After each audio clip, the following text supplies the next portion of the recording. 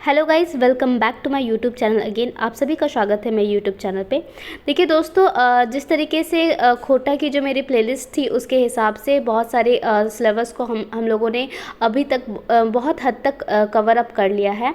और उसके अकॉर्डिंगली अब हम लोग को क्या करना है कि साथ में क्वेश्चंस भी करते चलने हैं ताकि अपना इवैल्यूएशन हो पाए कि हमें क्वेश्चंस किस तरीके से फ्रेम हो रहे हैं। और क्वेश्चंस प्रैक्टिस जो सेट्स है, जैसे कि प्रत्येक जो आपका कंटेंट के हिसाब से जो खोटा का जो जनजातीय भाषा का जो है, तो सारा कंटेंट के हिसाब से आपको सभी आ रहा है कि नहीं। इसीलिए मैंने यहाँ पे लिखा भी है कि आप देखें आपको कितना आता है और अपना स्कोर ज़रूर कमेंट पे बताइएगा। तो बिल्कुल, आप अगर पुराने हो तो आपको पता है कि मैं इधर उधर की बातें नहीं करती हूँ, फैक्ट्स एंड फिगर्स की टोटली बात करती हूँ और बिना समय गवाए हुए स्टार्ट करती हूँ जो आपके काम का है। तो चलिए दोस्तों, जैसे कि मैंने ये खुद से ही तैयार किया है और काफ़ी मेहनत लगी है। और एक पूरा जो है ना सोंध माटी का निचोड़ आपको मिल जाएगा पूरे प्रश्न में। और चलिए इसको जल्दी से करते हैं और आप देखिए आपको आता है कितना आता है और आप कितने स्कोर गेन कर पाते हो। तो चलिए दोस्तों स्टार्ट करते हैं। क्वेश्चन नंबर 1 कहता है कि सोंध माटी कैसी रचना है। तो सोंध माटी जो है वो कैसी रचना है, गद्य संग्रह है कि पद संग्रह है, या गद्य और पद दोनों का मिक्सचर है, या इनमें से कोई नहीं। ठीक है, तो अभी तक आपको आंसर मालूम हो गया होगा, तो बिल्कुल अपने आप में इवैल्यूएट कर लीजिए। तो देखिए सोंध माटी जो है वो मैं बता देती हूँ, गद्य और पद दोनों ही, यानी कि कहानी संग्रह और कविता संग्रह दोनों का मिक्सचर है, तो ये दोनों इसका आंसर हो जाएगा। नेक्स्ट क्वेश्चन की ओर बढ़ते हैं। सोंध माटी के लेखक कौन है? प्रोफेसर बीएन औदार जी है, या दिनेश दिनमणि, प्रोफेसर विनोद कुमार, या पानुरी जी है, श्रीनिवास पानुरी जी है। इन चारों में से कौन है सोंध माटी के लेखक? अगर आपको पता है तो बिल्कुल आप एक नंबर ऐड कर सकते हैं, अदरवाइज़ नहीं पता है तो बिल्कुल आप बिल्कुल जान लें कि प्रोफेसर विनोद कुमार जो है वो सोंध माटी के लेखक है। तीसरे नंबर क्वेश्चन की ओर बढ़ते हैं। प्रोफेसर विनोद कुमार जो सोंध माटी के लेखक है, उनकी जन्म तिथि क्या है? तो बिल्कुल लेखक के जन्म तिथि और जीवनी जो होती है उससे भी क्वेश्चंस बनते हैं, फ्रेम होते हैं। तो देखिए 17 नवंबर 1962 है option number A. Option number B है 20 नवंबर 1969। The third option is 15 November 1919 and the fourth option is 18 November 1961। तो इसमें जो सही आंसर है उनका जो डेट ऑफ बर्थ जो है दोस्तों, वो है आपका 18 नवंबर 1961। क्लियर है? अब देखिए आगे देखते हैं। सोंध माटी में कुल कितनी कहानियाँ हैं? तो देखिए दोस्तों, कहानी की जो संख्या है वो टोटल 20 है। तो आप देखिए, आप देख सकते हैं तो सोंध माटी में कुल कितनी कहानियाँ, तो ये इस तरीके की भी क्वेश्चंस फ्रेम होती है। तो इस तरीके से आप अपने नंबर्स को ऐड अप करते चले जाइए। अगर आपका सही होता है तो आप कमेंट में ज़रूर बताइएगा दोस्तों कि कितना स्कोर आपका हुआ। आगे नेक्स्ट देखते हैं। अगर आपने पढ़ाई करी हो तो आपको पता है कि सोंध माटी की जो पहली कहानी है वो है उबार। और उबार अगर आपने पढ़ी है तो आप जरूर आंसर कर पाएंगे। उबार कहानी में झबरू कैसा किसान है? एक धनी किसान है, या गरीब किसान है, या टुटपुंजिया किसान है? इसमें से कोई नहीं। तो झबरू जो था वो एक टुटपुंजिया किसान था।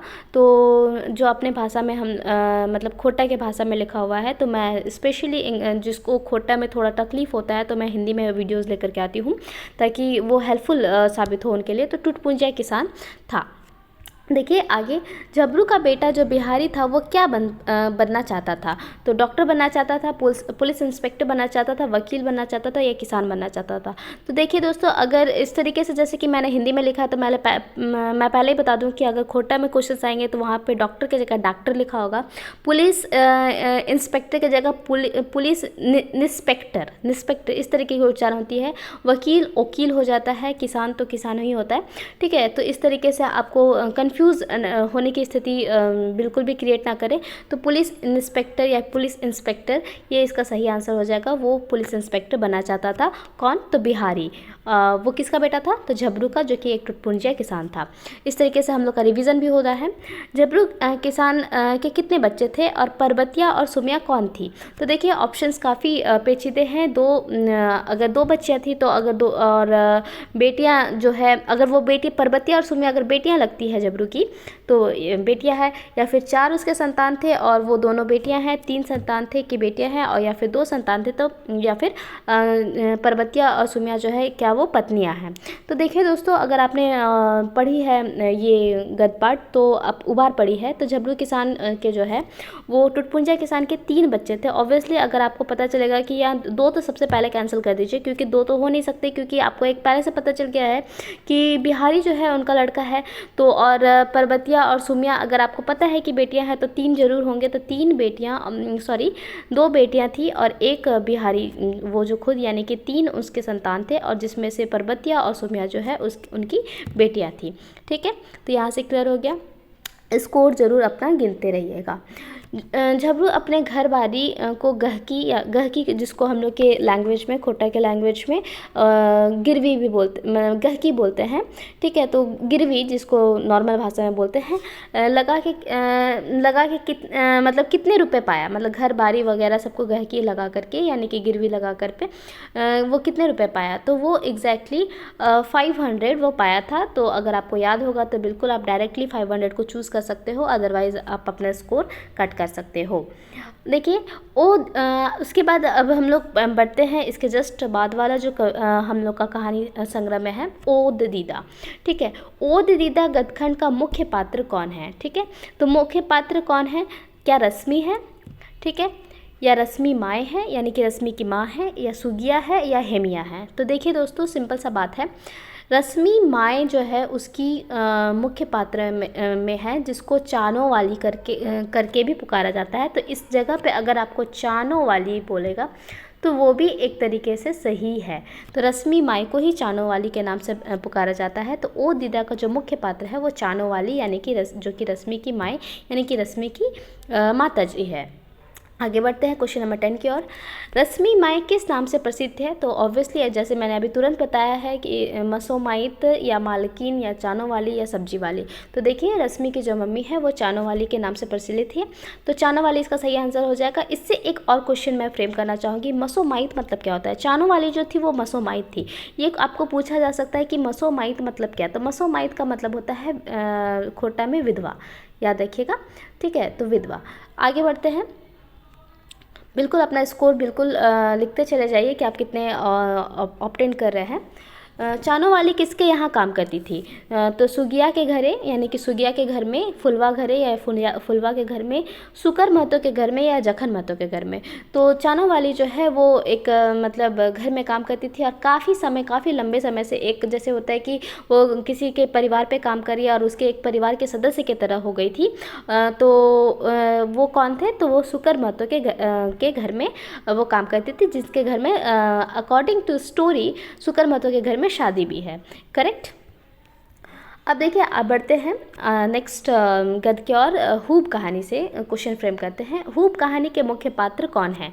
हूब कहानी के मुख्य पात्र है अगर गुनेसर बाबू या फिर महेश सर या दामोदर या गुरदयाल राम। तो ठीक है, तो देखिए हूब कहानी के जो मुख्य पात्र है वो दामोदर जी हैं। आगे देखते हैं दामोदर के कुल कितने भाई थे तथा दामोदर का क्या स्थान था? तो दामोदर जो है उसके क्या 7 भाई थे वो लोग कुल, वो क्या दामोदर सबसे बड़े वाले भाई थे या 6 भाई थे? तो 5वां नंबर पे उनका स्थान था कि 7 भाई थे तो 7वां, या फिर इनमें से कोई नहीं। तो देखिए मैं बता दूं कि दामोदर के टोटल 7 भाई थे। मैं इसको रिकॉल करा देती हूँ। दामोदर के टोटल 7 भाई थे और 7वें भाई में सबसे छोटा जो है वो खुद दामोदर था। उनके 6 भाई जो है वो बाहर काम करते थे और वो गाँव में नहीं रहते थे। दामोदर ही अकेले गाँव में अपने माँ के साथ रहता था। अब देखिए आगे बढ़ते हैं। तो यानी कि उसके अकॉर्डिंगली 7 भाई थे और उसका 7वां रैंक यानी कि वो सबसे छोटा था। सी नंबर ऑप्शन इसका सही हो जाएगा। दामोदर कौन सी नौकरी के लिए चयनित हुआ था? तो देख लेते हैं, क्लर्क के लिए, सुपरवाइज़र के लिए, दरोगा के लिए या फॉरेस्टर के लिए। तो दामोदर जो है वो बहुत ही कठिनाई के साथ पढ़ा लिखा और जाकर के वो BA मतलब ऑनर्स में पास किया और वहाँ से जाकर के दरोगा के एग्ज़ाम दिया। दरोगा के एग्ज़ाम में वो पास हुआ था, तो इसलिए हमारा जो आंसर हो जाएगा वो दरोगा इसका सही आंसर हो जाएगा। 50 नंबर क्वेश्चन मैं ऐसे ही बता देती हूँ, आप आंसर कर लीजिएगा। दामोदर गांव जब छोड़ कर के निकला तो वो किस शहर में जाकर के रिक्शा चलाने लगा। ठीक है, तो किस शहर में जाकर के रिक्शा चलाएगा और वहाँ किस शहर के कॉलेज में पढ़ने लगा, ये क्वेश्चन भी आ सकता है। तो ऑप्शंस मैं देती हूँ, आप अपने आप को इवेलुएट कर सकते हैं। धनबाद, गिरिडीह, लातेहार या हज़ारीबाग। तो याद रखिएगा वो हज़ारीबाग में ऑटो रिक्शा चलाने लगा, उसी के मजदूरी से वो कॉलेज में नाम लिखाया, कॉलेज में BA ऑनर्स से प्रथम श्रेणी में पढ़ाई अपनी पूरी की और उसके बाद दरोगा के भी बन गया। तो इस तरीके से इसका जो आंसर हो जाएगा वो हज़ारीबाग हो जाएगा, वो याद रखिएगा। इस तरीके से हम लोग खुद कुछ जो गद्य पाठ है उसको हम लोग जो इम्पॉर्टेंटली जो मुझे लगता है कि ये क्वेश्चंस फ्रेम हो जाएंगे, तो इस तरीके से मैं आपके सामने ये समझ ला रही हूँ। और इस तरीके से जो वीडियोज़ है वो मैराथन है वो चलते रहेगा, जैसे सोन माटी की है, सभी जितने भी कंटेंट है JSS CGL के, क्योंकि टाइम काफ़ी कम है। तो बिल्कुल अब आप समय ना गवाते हुए, अगर आपको नहीं भी पता है तो जिस तरीके से मेरे बताने का तरीका है आपको पता चल गया होगा कि मैं ओवरऑल भी बताती हूँ कि क्या क्या, मतलब प्रीव्यू भी मैं लेकर के चलती हूँ कि ऐसा कहानी था, या मतलब इसके ओरिएंटेड भी मैं चलती हूँ।